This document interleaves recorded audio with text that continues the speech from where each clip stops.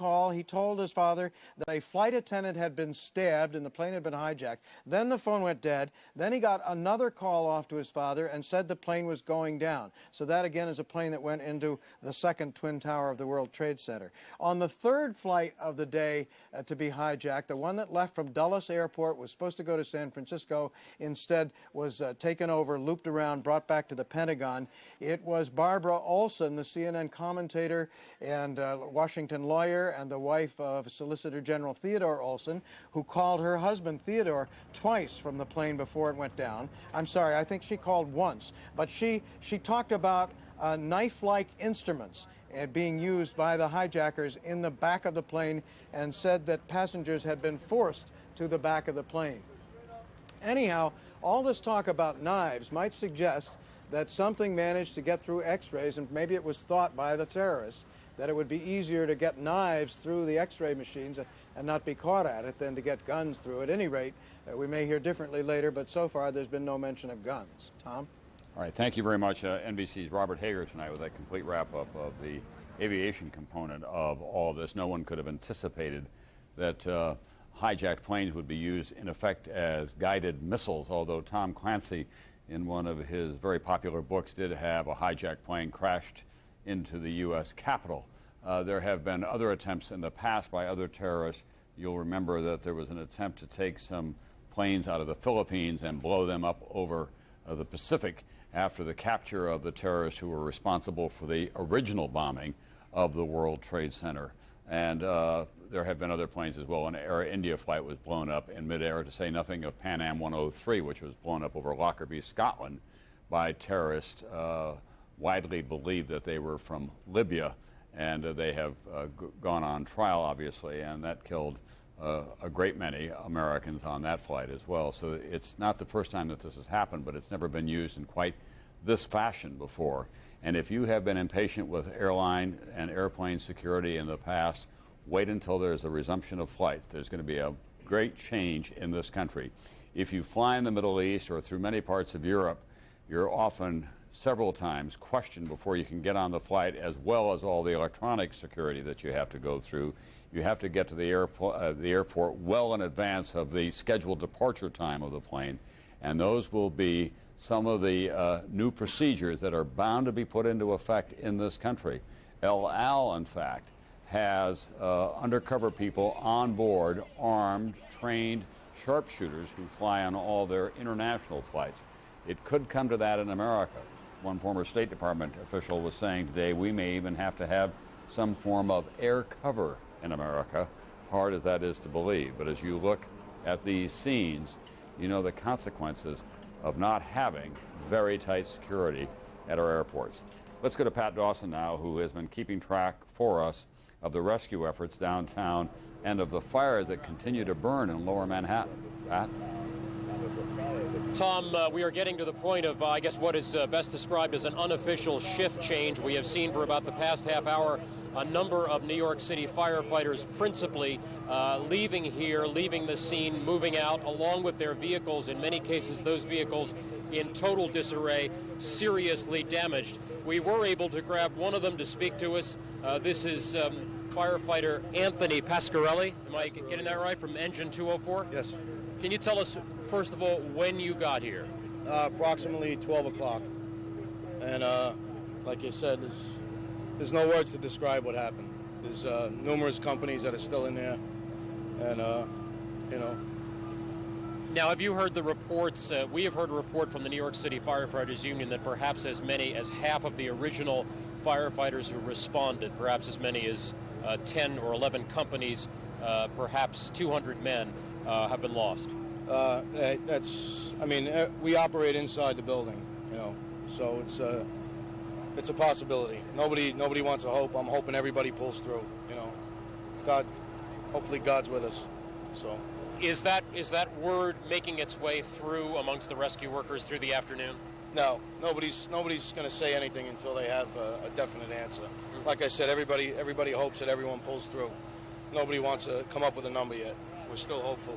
Tell me what is going on in there over the last 2 or 3 hours. Are you still fighting fires in there? Yes, there's numerous high-rises that are still on fire that we're trying to battle. and we can't get close to it because of the rubble piled up as much as 100 feet. So it's just a tremendous effort with all the agencies of the city. How many firefighters would you say and other rescue workers are in there working on these fires? Like I said, it's hard to say. This is probably 3/4 of the city here. Mm-hmm. You know, they were pulling people off vacation, whoever wasn't working. So the fire's still burning in there. Have you heard of any buildings that may still be in danger? No, none at this time. The last one, I believe, was 7 World Trade over here, and nothing at this time, though. Yeah. You said the rubble. If you give me some idea of the rubble, how big it is, how much there is. I mean, the thought of 100 blocks. It's a 40-story building, and both World Trade Centers and all the little buildings that were surrounding. It's just blocks of rubble. There's no way to describe it unless you're actually up there looking at it. They're sending everybody back to get rest because, like I said, the city's hurting for members, and they're going to need everyone fresh for the rest of the city. God forbid something happens anywhere else. So they're returning companies to get rest and wash up at the firehouse, but we have to stay at the firehouse, in case anything happens. Firefighter Anthony Pasquarelli, thank you so much. We know it's been a very difficult day for you. Thank you. Firefighter Anthony Pasquarelli, the New York Fire Department, Engine 204, who, as he said, has been here, Tom, since about noon this afternoon. He relays the information that is not terribly optimistic in the fact that they are still fighting fires in there, and they are having a very, very difficult time getting to them because of the enormous amount of debris, as he described, a 40-story skyscraper and 2 110-story towers coming down. The debris, obviously, extraordinarily difficult to work your way through. Tom? All right, thank you very much. Pat Dawson, still on the scene in Midtown Manhattan. We want to share with you just some of the president's speech that he made to the nation tonight at 8:31 from the Oval Office after a day in which he flew from Florida to Barksdale Air Force Base in Louisiana, and then on to the Strategic Air Command headquarters in Omaha, where in a secure bunker he conducted a national security meeting and then flew back to Washington because he felt that it was important to address this nation on this night from the Oval Office, the symbol of power and presidential authority. Here is some of what the president had to say tonight. This is a day when all Americans from every walk of life unite in our resolve for justice and peace. America has stood down enemies before, and we will do so this time. None of us will ever forget this day, yet we go forward to defend freedom and all that is good and just in our world. And the president also said that we will make no distinction between the terrorists who committed these acts and those who harbor them. I've asked former UN Ambassador Richard Holbrooke to join us once again. He was the principal architect, of course, of the Dayton Peace Accords. And I think, Richard, for a lot of Americans, there must be a great deal of confusion tonight about the Islamic radicals around the world and then Islamic fundamentalists and other people who have, this is the fastest growing faith in the world after all, and who do feel, if not strongly allied with America, they feel strongly that this act of terrorism that has been visited upon this country today is intolerable and unacceptable. Well, that's right, Tom. And as you said earlier in this program, the overwhelming majority of people of Islamic faith, including the 7 million Islamic Americans, do not share this philosophy or advocate these acts, and it is vitally important to recognize that to be a member of that faith is not to be associated with this horrible deed. To your point, there has been a growing fundamentalism in the world for many years, which you have covered in many areas of the world. Now we face its consequences at home at a level that is without precedent in American history.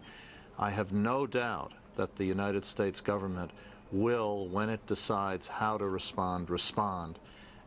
And I think it's very important, as you just pointed out, that President Bush tonight said that they would make no distinction between the people who committed the act and those who harbor it. And I think for your viewers, it's important to underscore that if, in fact, it's Osama bin Laden, as you have reported, seems likely, then the Taliban and other governments in Afghanistan and the region who have harbored these people are going to face the same consequences. I think the rules of the game are going to shift because of this. One last point on this, Tom, and that is the international side of it. We cannot do this alone. We need the support of our allies. We need the support of Russia, which has often played both sides, of China, which has stayed much too much to the sidelines. And finally, we need to work with the moderate Arab states, who must be as upset as we are in some ways at what happened, but don't like to show any break in the solidarity at times with the fundamentalists. And this is going to be very tricky, particularly for countries like Jordan and Egypt. And Richard, the president has a fairly full agenda this fall. He is, after all, scheduled to go to China. Would you expect that they'll keep that agenda in place? I have no doubt he'll continue his trip to China. That is a summit of all Pacific nations. Presidential leadership requires rallying other countries. He's got a very important first appearance at the United Nations coming up in 15 days. I assume he will go ahead with that, although having spoken to Secretary General Kofi Annan a few hours ago, I can tell you that he is already concerned about both the security and political aspects of the big meetings coming up in New York. But I assume he'll go ahead to China, and it's a good place to continue to rally international opinion in order to take concerted action so that this kind of thing is not permitted to succeed. All right.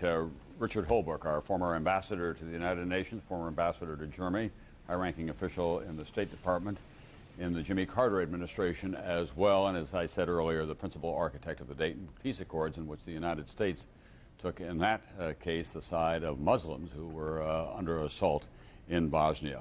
Let's go now to General Norman Schwarzkopf, who is going to join me now in a kind of video tour that is going to be painful for him and for all Americans. We're going to look at the military headquarters of the United States that was attacked today. General, we're going to take you inside via video camera to show you the extent of the damage that was done there. Fires continue to burn in the Pentagon tonight. These are the outer rings of the Pentagon on the heliport side across that very large and substantial building from where Secretary of Defense Donald Rumsfeld has his office, and the Joint Chiefs, Hugh Shelton and others, have their offices. When you look at that, General Schwarzkopf, as a career military man, what goes through your mind? Well, you know, Tom, I spent 3 tours in the Pentagon, and I know exactly where that spot is. The interesting part about that is right across the highway on the other side is Arlington National Cemetery, where an awful lot of great Americans who have served their country are laid to rest. Hearing about the rings, the fact that it went in, you know, there are 5 rings there, and the fact that it hit on the outside. First of all, it's amazing that the pilot could have come in the level he did and hit it without hitting something ahead of time. It was obviously a very experienced pilot. But then the fact that the fire has continued to go in through 5 different layers. You have 5 layers of offices that have just been taken out on both sides and down the middle. It just blows your mind. General, the military around the world is in highest possible alert. How long can we sustain that kind of an alert? Oh, we can sustain it for a good deal of time. They're used to being in a high state of alert. It just means that they take a lot more security precautions. A lot of the aircraft, for instance, are loaded up with weapons so that they can respond immediately. But it's not something that wears you out right away. I mean, you can stay at that state of alert for quite some time. You know, the president tonight promised that we would seek out and attack not just the terrorists, but any nation that harbored them as well. That is, and I'm not belittling what he had to say here, but that is easier said than done. There has still been not brought to justice the terrorists who were responsible for the attack on the USS Cole, and there was a pretty big fingerprint on that one. Yeah, no, you're absolutely right. As I said earlier, finding them is part of the problem. You can identify the organization clearly, but it's an awful big world out there and an awful lot of places to hide. And you got to know exactly where they are before you're going to be able to hit them. So that's a really, really tough intelligence problem. You know, no terrorist operation can survive without a support base. There's no doubt in my mind that there's some place within our country right now, there's some people who supported those terrorists prior to the time they went and got in those airplanes. And those are the people, too, that you have to find. Was there anything when you were commander of Southern Command and based in Florida that made you more anxious than the possibility of a terrorist attack on this country, even though you were responsible for American military forces in another part of the world? Well, I think I was more concerned for the military forces in the other parts of the world. At that time, you know, again, we all had the mentality that nobody was going to come over here and hit one of our major headquarters in this country. There were a lot of targets. Khobar Towers is a typical example of a type of target that was over there that could have been hit by terrorists, was hit by terrorists, and you really concerned yourself more with those forces over there than I never worried about my own headquarters. You know, it was just something that wasn't going to happen. General, we have trained generations of military leaders to adapt to the changing times. We now have the military leaders who are coming out of our service academies who are so familiar with modern warfare that is conducted by computer and technology and laser-guided missiles and that kind of thing. Are we going to have to develop new courses and new disciplines at the service academies for fighting terrorism? Tom, we've got some outstanding military units out there that are fully prepared to take on the terrorists on the ground in any kind of fighting they want to fight the battle. Yeah, there's an awful lot of technology involved in the business of war fighting, but there's an awful lot of the warrior spirit that's involved too. And we've got special operations forces, we've got ranger forces, we've got special operations forces in all of our services that are very, very capable of taking on the terrorists, you know, by their rules or ours. So once we find them, you know, we'll be ready to deal with them. There's absolutely no question in my mind about that. If you were back in the Pentagon and someone said we're going to have to put a military component into commercial airline security in this country, either in the skies or on the ground, would you be for or against that? Well, you know, it's sort of it rubs me the wrong way. A lot of people said that about the drug war. You know, we ought to have a soldier with a bayonet standing on every street corner in the United States of America, and I'm very uncomfortable with that from a constitutional standpoint. On the other hand, we do have some people, very, very highly trained people that could perform that role very, very well if indeed we decided to put somebody like that in each of our aircraft. All right, thank you very much, General Norman Schwarzkopf. Yes. Can I give you one more observation, which I think is very pertinent? Absolutely. You know, in the Gulf War, some of the people today criticize what we did in Iraq. We went to extraordinary ends in the Gulf War, even endangering our own forces more so to avoid attacking innocent civilians. And yet what these bastards have done is deliberately attacked innocent civilians, and that's the difference between them and us. Well put, General Schwarzkopf, as usual. And of course, a lot of people have been talking today about the comparison between Pearl Harbor and this attack. It is the most serious attack since Pearl Harbor, but that was a military attack on a military installation, and we knew exactly who was responsible for it at that time. So this is a whole different order of magnitude, and I'm afraid that this is going to be a very dark day in America for a long, long time, and the consequences are yet to be resolved for all of us. We want to share with you now just what kind of a surrealistic day this was over lower Manhattan after there is the plane that comes in for the second attack on the South Tower. It appears to have gone all the way through. We don't know whether it was just the fireball that did that. It was fully loaded with fuel for a transcontinental flight, and that plane, which also had its origins, as I remember now, in Boston, flew right into the South Tower of the World Trade Center about 20 minutes after the first plane flew into the tower that you see just before you.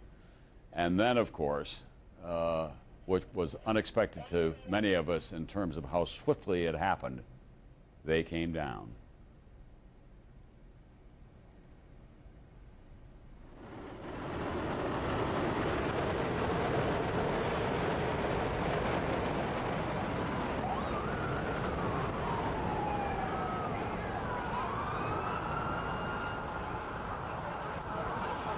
There are some haunting and poignant stories of people on cell phones calling to friends or loved ones in the World Trade Center when all that was going on. One woman, a nurse that Robert Bazell talked to at St. Vincent's Hospital, was online with her husband, who was in the first building on the top floor when it was hit, and they had an exchange, and then the line went dead. There were other indications of people saying, "I love you," and the line going dead.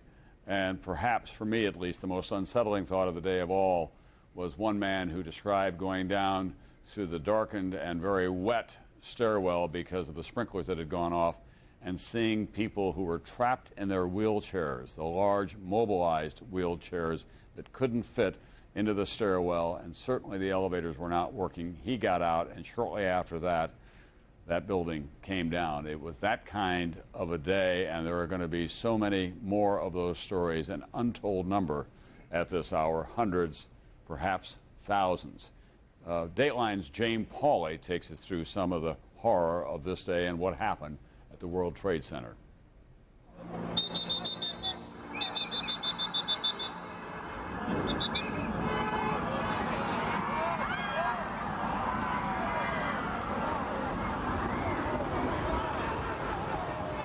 The mighty World Trade Center tumbling down. Oh my God! Everyday New Yorkers had to run for their lives. How fragile the city seemed today. We deployed a team of Dateline staffers to bring us images of a city under siege on handheld digital cameras. What I saw today on the streets of Manhattan really were the extremes of New York. It's the best and the worst of people. I got 20 blocks away when the smell and the taste really hit me.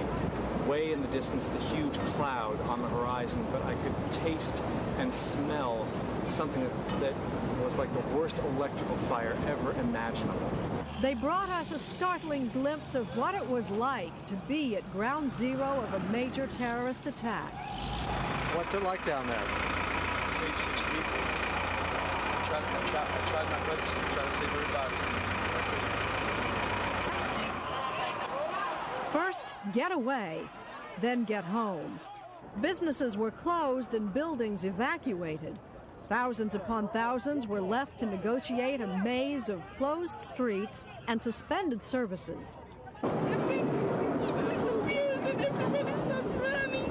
And I didn't know if my man is going to have a father, if I have my husband anymore. There was a real sense of panic on the streets among the tens of thousands of pedestrians, and it was easy to see why.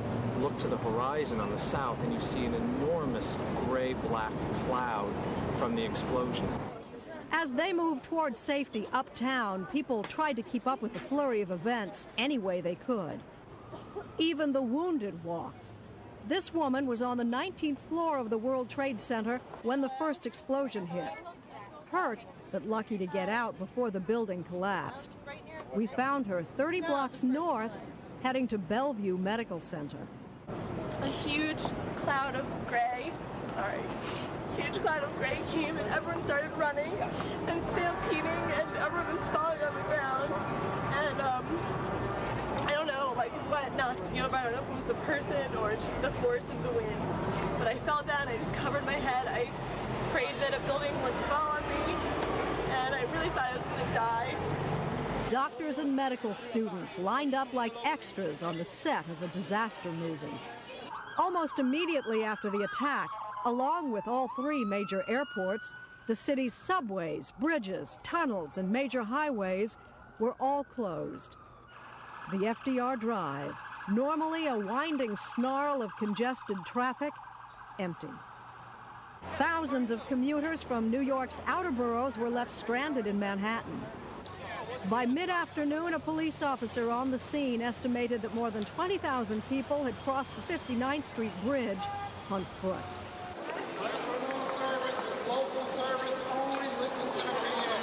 Meanwhile, Grand Central Station was jammed, but the trains were running until noon. I remember standing in Grand Central and watching a man and a woman just scream and embrace each other and feel relief. I felt their relief to see each other again. After people had been managing to get out for about 15 minutes, all of a sudden they announced that they were evacuating the building, and people were ordered to get out immediately, and workers in their orange vests were running for the exits, and we didn't know what was going on. We just ran with them. Confused passengers poured out of the building after a bomb threat. It hit me that this building really could blow up, and I was scared. I was afraid that the building literally could blow up underneath my feet.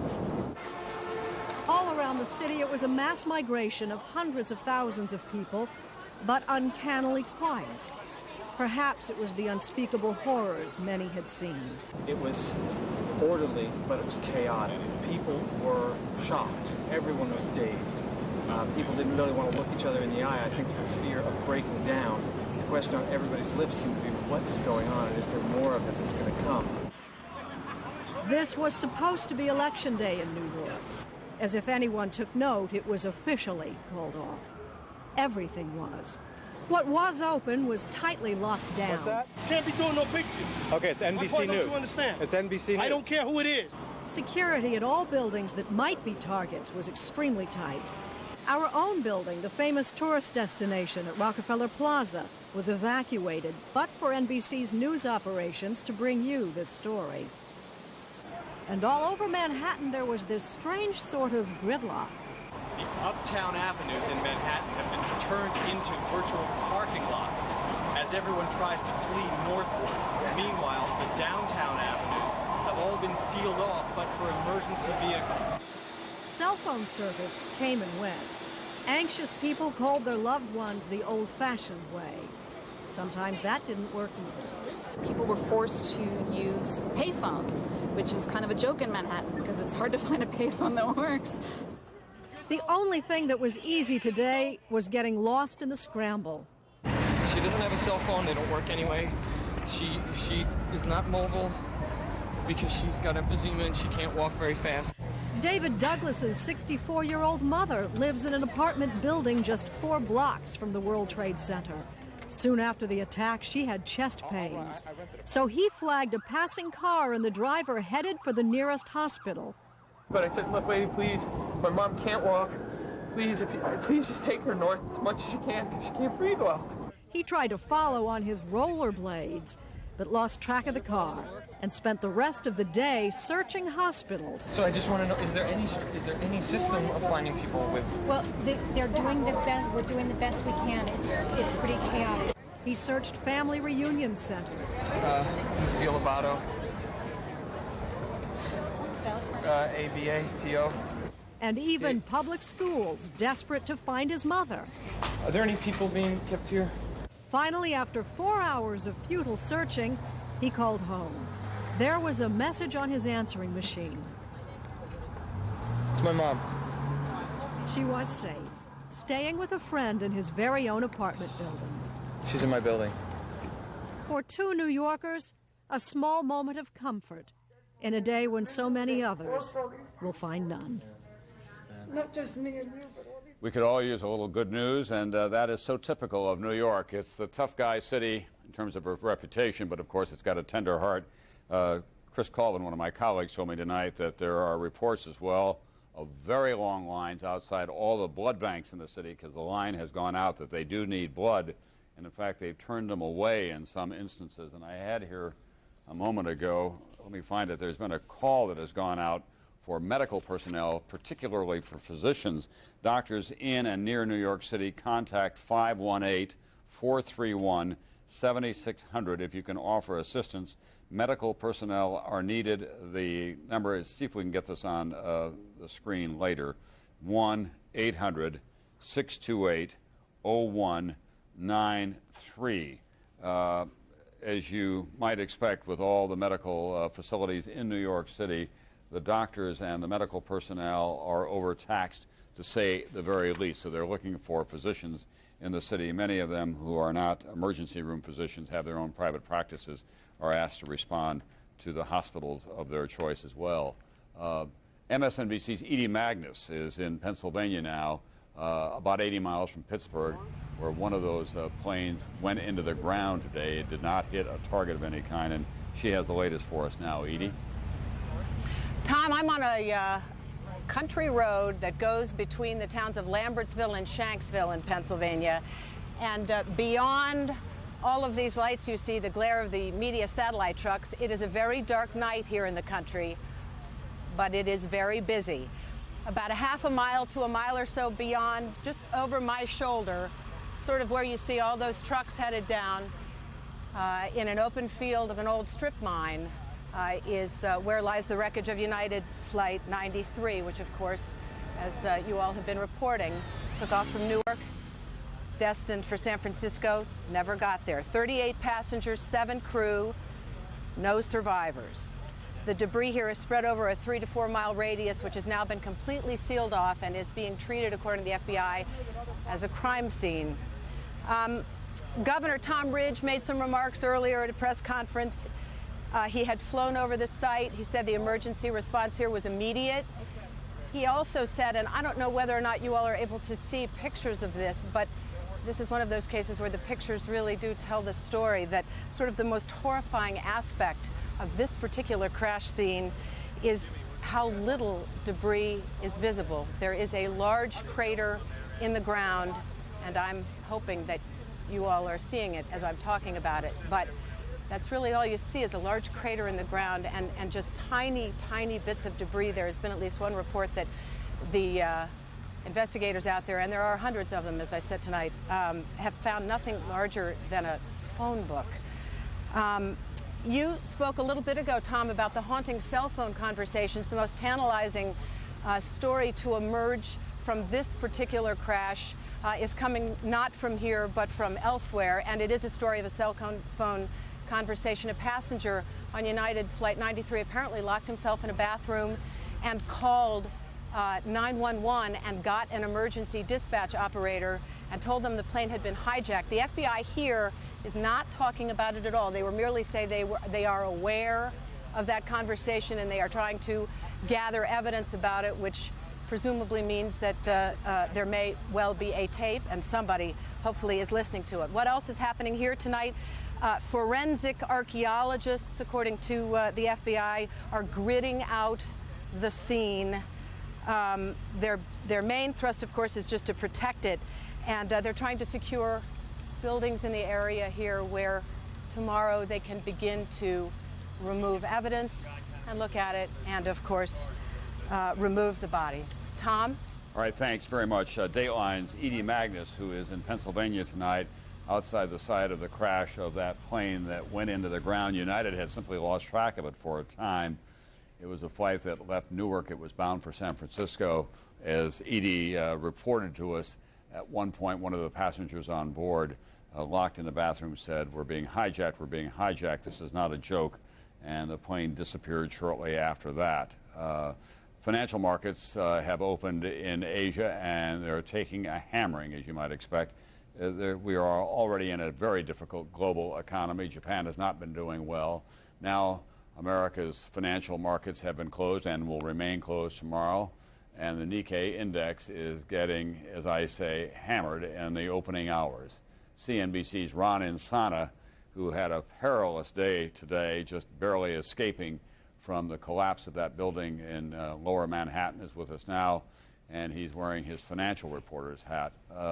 Can we expect this around the world for the next several days, Ron? Well, certainly for the next several hours, Tom. After a half-hour delay in Tokyo, the Nikkei there has fallen in excess of 600 points. At one juncture tonight, Tom, the Nikkei was below the Dow. That is the first time that has happened since 1957, a roughly 6% decline right now. Markets from Australia to Tokyo to Shanghai all down roughly 6%. Monetary officials and other economic officials throughout the region saying they will do what is necessary to restore stability to the markets. That usually means pumping cash into the economy to make sure this decline doesn't get fully out of control. And what about tomorrow? The markets will be closed here as well, but what about other financial institutions like banks and communities across America? Most of them were open today. Would we expect they'll be open tomorrow as well? I suspect so, Tom. With respect to the financial markets, there is this one-day closure, something we have not seen actually since the end of World War II. But it would appear that Federal Reserve officials would like to see the banks fully functioning. It is not the type of event where you would want necessarily to take a bank holiday and create a sense of panic among consumers who are already clearly uncertain about the economic outlook in the wake of today's tragedy. So the banks, we understand, will likely be open, but the financial markets, as you say, will be closed. Now, how the financial markets do in Europe will also be a key test for what happens here when they do reopen on Wall Street 1, 2, or 3 days from now. One of your colleagues at the other end of the day is David Faber of CNBC. He's on Squawk Box, of course, which plays before the markets open most mornings. big problem in this country, as you know better than I do, with consumer confidence. A lot of CEOs tonight and their principal officers and a lot of boards of directors, I would think, are having emergency meetings about how they're going to deal with this dislocation in the American economy, David. There's no doubt about that, Tom. In fact, there's a lot of concern overall about corporate confidence and consumer confidence, something we've all been focused on in terms of where this economy stands right now. As we pointed out many times, the consumer has sort of kept us out of recession potentially. The question is, what will be the reaction to this tragedy today on the consumer front? And, of course, the confidence of CEOs and corporations is also going to be sorely tested. I've spoken to a number of the senior executives at a few of the big investment banks, the big commercial banks, and they're certainly worried. They aren't concerned about the financial system suffering over the long term, but they do admit that there are going to be some fairly significant short-term disruptions in the financial systems from things such as just check processing and the fact that a lot of that went on down in lower Manhattan. People who want their money in other parts of the country may have to wait. Securities processing and things of that nature, the settlement of trades, all of these things, the guts of our financial system in a way, were involved in this area. Many of them, unfortunately, in the very buildings that collapsed and others around them as well. And we don't know yet, do we, for sure, how much damage may have been done to some of the circuitry of the market? We don't, Tom, and that's a good point. We simply won't know, as we've heard from so many of the reports from people on site. They can't get that close to many of the structures that are still burning. There is a concern about the telecommunications network in the area and whether that, in fact, could be impacted to a large extent. Many institutions, both foreign and domestic, rely on the ability to transfer funds in and out of that area as well. Hard to say at this point where that stands. And as well, the back office, the keeping track of all of the processing that goes on, that a lot of firms had in the World Trade Center, other firms that were even headquartered there also, questions about all of those kind of things. Certainly they pale in comparison to the human tragedy here, but they will be things that have to be dealt with in the days and weeks ahead. Thank you, David Faber of CNBC, and Ron Insana, our colleague, as well. And that was very well put at the end. The economy at some point will come back. Money can be replaced. The human loss today, however, and we still do not know the full proportions of that human loss. That's a tragedy that will be with us for some time.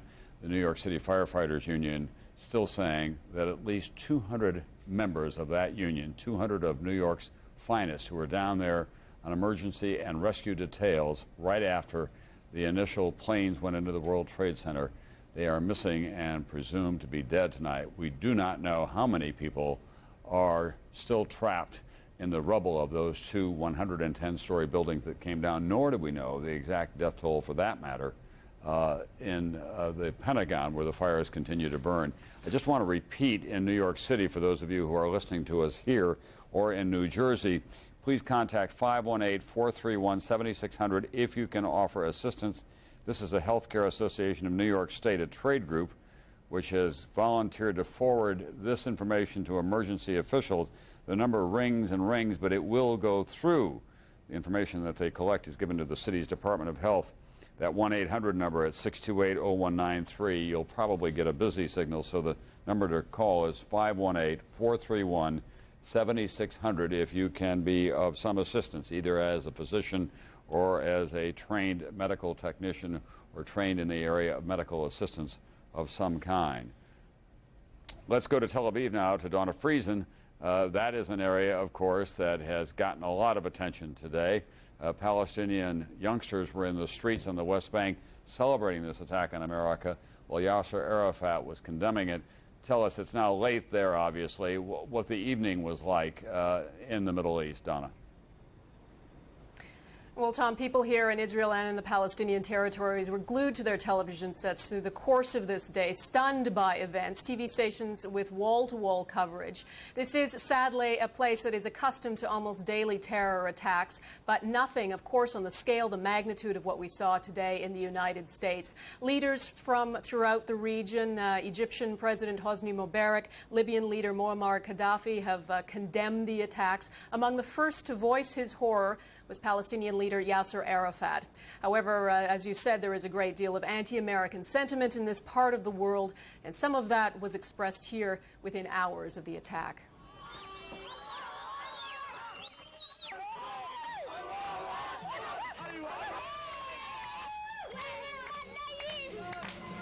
They are helping the Jews to kill the Palestinian people.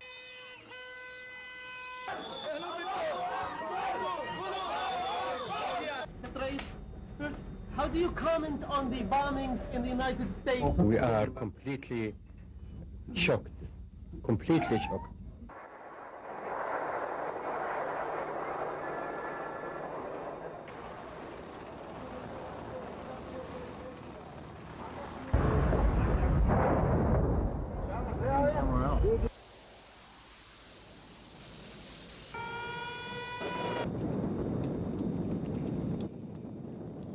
Osama bin Laden's homeland.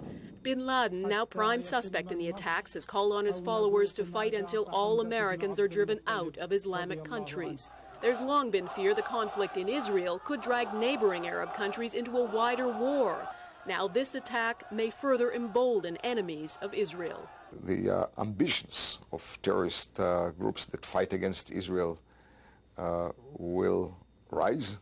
The leader of Hamas, the Islamic extremist group responsible for many suicide bombings inside Israel, says he doesn't support attacks against innocent people, but says the U.S. must reassess its position. It's the cause of injustice in many parts of the world, he says.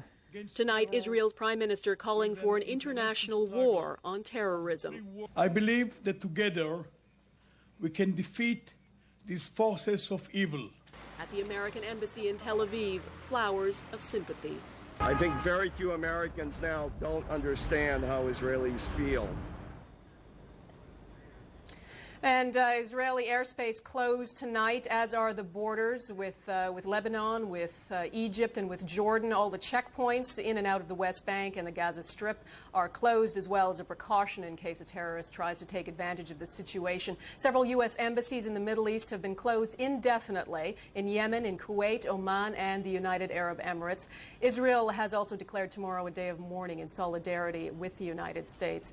And just one more note, Tom, Israel has sent rescue teams, experts in extricating people from rubble of buildings, to New York to assist in the search and recovery efforts. Tom? Thank you very much. Donna Friesen, who is in Tel Aviv tonight with a wrap-up on what's going on in that troubled and volatile part of the world. It goes without saying that the terrorists were not just a ragtag group of people who acted in some kind of spontaneous or ad hoc fashion. It was a very carefully planned and very efficient operation from their point of view. They must be thinking tonight, wherever they are, that they have succeeded in this first stage of this terrorist war against the United States, but it is far, far from over. The price has been very heavy for the United States in so many ways, and we still do not know the full cost of this terrorist attack today. But the President of the United States tonight pledged to the American people that, in fact, that there would be justice visited upon the terrorists and any nation that may harbor them. And he then also praised the American people as they came together to help heal the wounds of this long and difficult day. Let's go back to NBC's Robert Hager now, who is at the FAA, and talk about where we go from here with the National Transportation Safety Board and the investigations that are already underway. I would guess that one of the first orders of business would be to recover the black boxes, the cockpit voice recording devices, to find out what in fact happened in those cockpits, Robert. Absolutely. Now, normally the National Transportation Safety Board doesn't get involved in incidents that are obvious acts of terrorism like this, because they investigate the things that more often cause crashes, pilot error and mechanical errors, things like that. So usually they just turn it over to the FBI. But in this case, those black boxes could be crucial, particularly the cockpit voice recorder, because that picks up all the sounds in the cockpit. So we're told that NTSB experts are already on scene now, working very much in cooperation with the FBI in search of of those black boxes, particularly the cockpit voice recorders. Now, you know, those boxes are designed to withstand tremendous forces. These were indeed tremendous forces, the way these planes went in. Nothing, sometimes a plane goes in prior to hitting an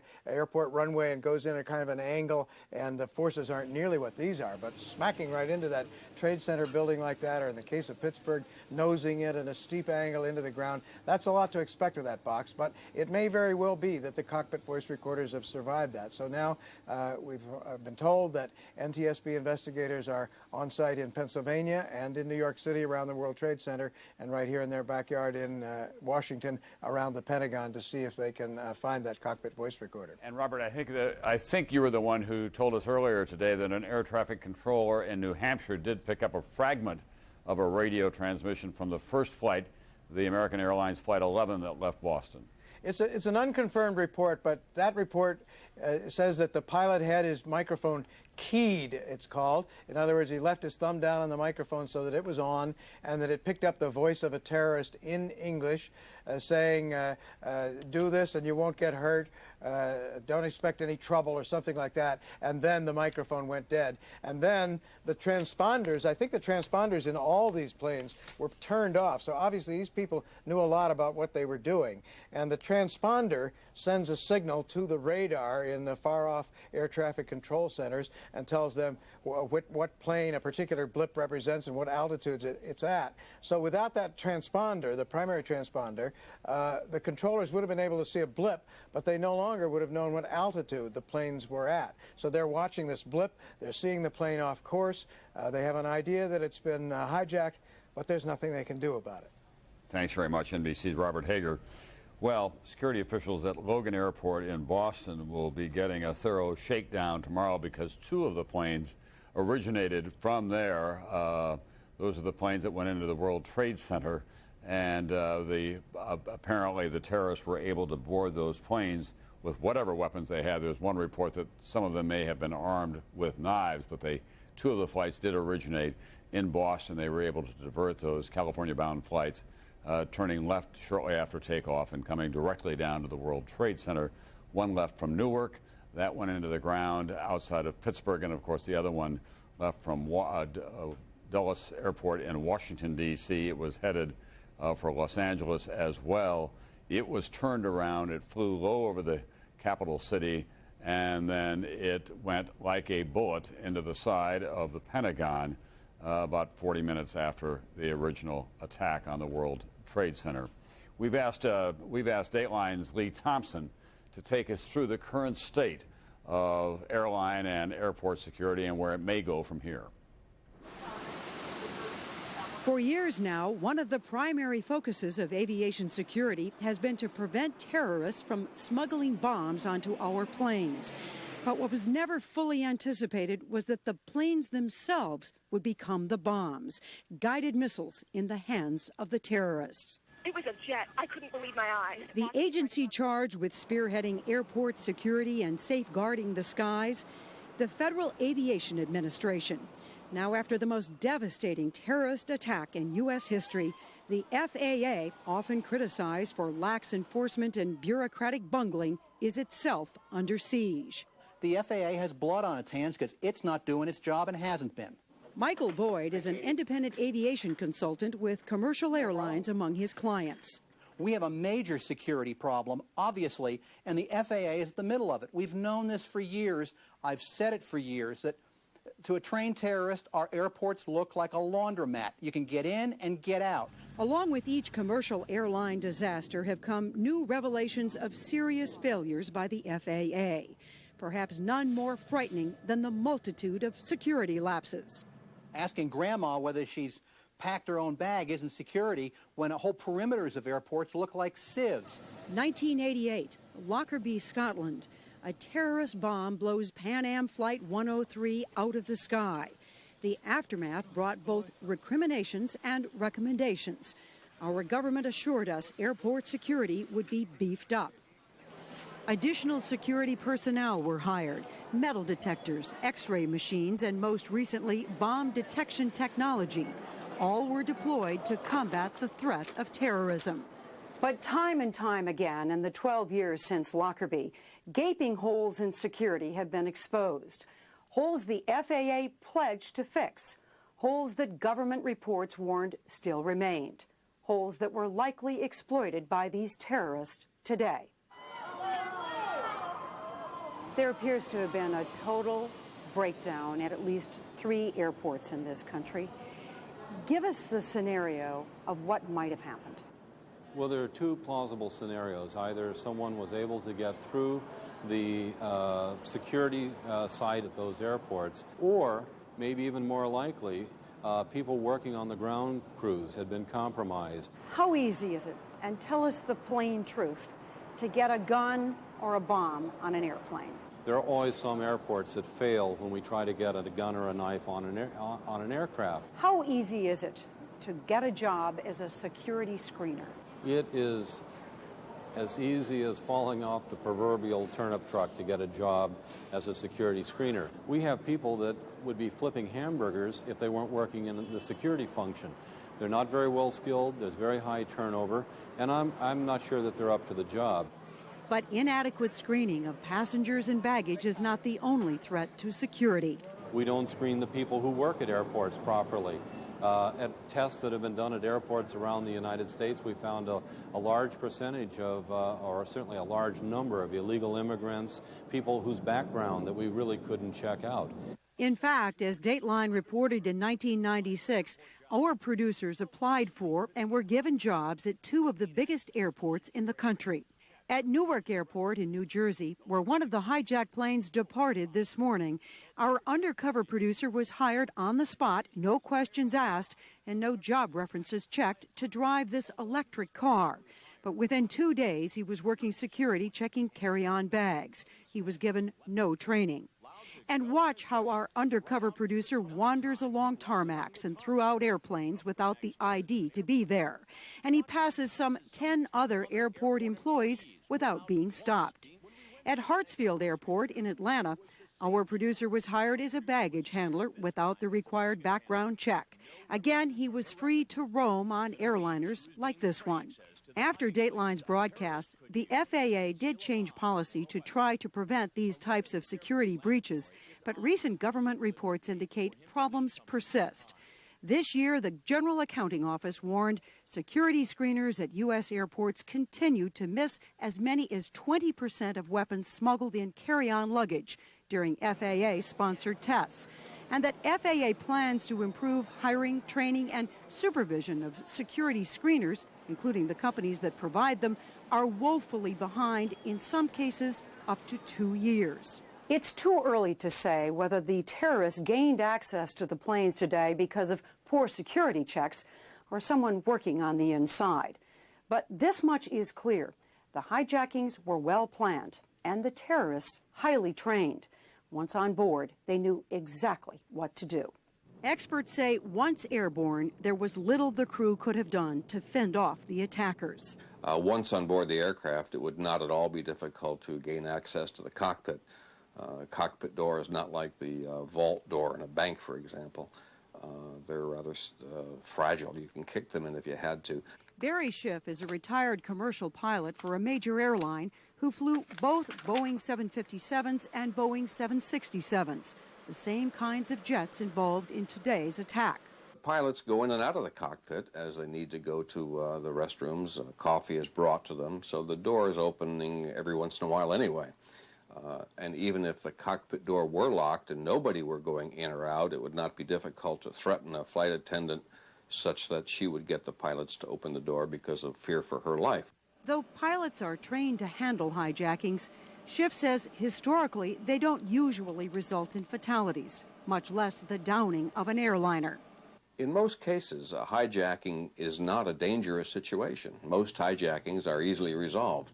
There's very little a pilot can do if an armed hijacker comes into the cockpit. In most cases, he'll believe that a hijacking is going to end peacefully. In most cases, they normally do. He would have no idea that his aircraft were going to be used as a missile. Commercial pilots do have the ability to push a button to communicate to air traffic controllers that their plane has been hijacked. But apparently none of the pilots this morning even had a chance to send the signal. If one had to speculate, I would say the terrorists were flying the aircraft, not the airline pilots who should have been flying the airplane. Mainly because I don't believe any airline pilot would intentionally fly into the World Trade Center, even with a gun at his head. We may never know exactly what happened in the cockpits, but both the FAA and the airlines had to have known that something was terribly amiss as each of the planes veered inexplicably off their flight paths. What you are looking at is the actual radar tracking of the two flights that left Boston's Logan Airport this morning. American flight number 11, shown here is the blue plane, takes off first. United Flight 175 takes off next. Both proceed west towards Los Angeles. They are fully fueled for a transcontinental trip. Then, somewhere near New York State, the planes abruptly change direction, now flying southeast to Ground Zero, the tip of Manhattan. American Flight 11 finds its target first, Tower number 1. 21 minutes later, American Flight 175, in red, flies south of Manhattan, then makes a sharp turn to the north, where its final chilling moments aloft were captured on videotape. Meanwhile, United Airlines Flight 93 leaves Newark Airport in New Jersey for San Francisco. The radar shows that somewhere near Cleveland, the plane makes a sudden U-turn, then disappears. It crashed in this field near Pittsburgh. Its final destination unknown, but experts suspect that it was likely headed to a target in Washington, D.C. Since the airplane crashed in a rural area, that there might have been a struggle on board that aircraft between the crew and the hijackers, and that the crew somehow managed to thwart the hijackers' intent of crashing that airplane into something else. If that's true, the crew probably saved hundreds, maybe thousands of lives on the ground. Unfortunately, even their heroics will not be enough to save the aviation system upon which America relies so heavily. A linchpin of our economy is our air transportation system. We can't do without it. It's not an accessory. As of today, that linchpin has been shut down. In the coming months, what we're going to find is an air transportation system that's totally different than we've known. It's going to be one where airports are going to be basically armed camps. Providing safe and secure passage for the 640 million passengers passing through 1,000 screening checkpoints, traveling with more than 2.5 billion pieces of carry-on and checked luggage, flying on 97 air carriers is a monumental task that will likely take years to manage. That's Dateline's Lee Thompson tonight on the state of airport security in this country and airline security. Some very sharp critics in there. It will get much tougher in the days immediately following this terrorist attack and for months and probably for years to come as well. The mayor of New York City, Rudy Giuliani, has appeared to give us an update on the toll of casualties in the World Trade Center attack and the collapse of those 110-story skyscrapers and also 7 World Trade Center, the 40-story building that came down later. Here is some of what he had to say this evening. At the scene, it's a horrific sight, but there are thousands and thousands of emergency workers down there. We've gotten a tremendous amount of help and assistance. In fact, we actually probably have more equipment than we need at this point. We're very grateful for it, and it'll be stored in areas, and probably over the next 2 or 3 days we will need it. And we'll do everything we can to support the efforts of the people who are trying to recover people from the debris and the horror that's taken place down there. The number to call if you have questions. I'm not sure we can answer all of your questions, but at least we can try to answer it, is 1-212-560-2730. That's 1-212-560-2730. If you have questions throughout the night and tomorrow, that's the number to call rather than 911, which you should just call if there is an emergency. We had over 1,100 emergency room visits today that we know of. So far, we have 6 fatalities that we know of, 5 at St. Vincent's. Obviously and tragically, there are going to be a lot more than that, but that's what we know of at this point. We had over 300 patients that were treated at St. Vincent's, over 160 at Bellevue, 250 at Beekman Downtown Hospital. And the hospital, these hospitals were probably the ones under the most stress, but they were able to get through. I want to thank all the people that helped St. Vincent's getting the water that they needed and the support that they needed. Also, I'd like to say to people that might consider doing this that services should be made available in New York City.